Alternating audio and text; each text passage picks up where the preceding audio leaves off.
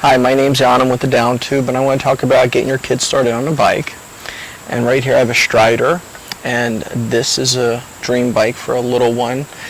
I got my first one a little bit more than 10 years ago, and I'm really happy to see they've improved tremendously over the years. I'm going to talk about their improvements and encourage you to make sure you get a Strider for your kids. I think they're perfect for kids, starting at 1.5 in some cases, and in other cases, over 2. It depends on each child. My oldest daughter started when she was 1.5, and my youngest daughter, she's 2, and she still hasn't started, so I think to each his own for her own. Alright, so the reason a Strider is really great, first of all, it's really lightweight with these wheels, right? You can't get a flat-on tires, which is also really awesome. But the real kicker is the saddle goes down really low. And because the saddle goes down so low, you can really have little kids. They're really little tykes on this thing. In addition, the lightweight is nice.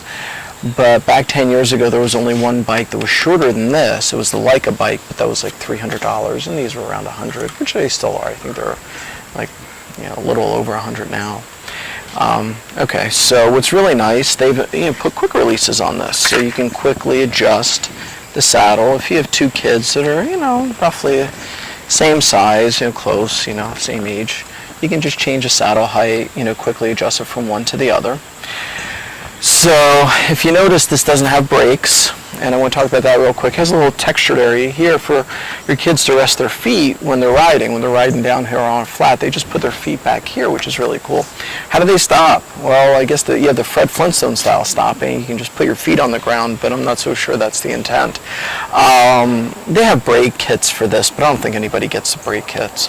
Realistically, if your kids are wearing shoes, non-flip-flops and non-croc shoes, but real shoes, they can actually put their feet together, and squeeze the rear wheel and stop it. It's a brake. Their shoes are the brake. It's actually cool. That's what my kids always did. And it's better than putting a brake kit on because it's lighter, especially for little kids. I mean, who needs a brake kit that's going to be big and bulky? So you don't need the brake kit at all.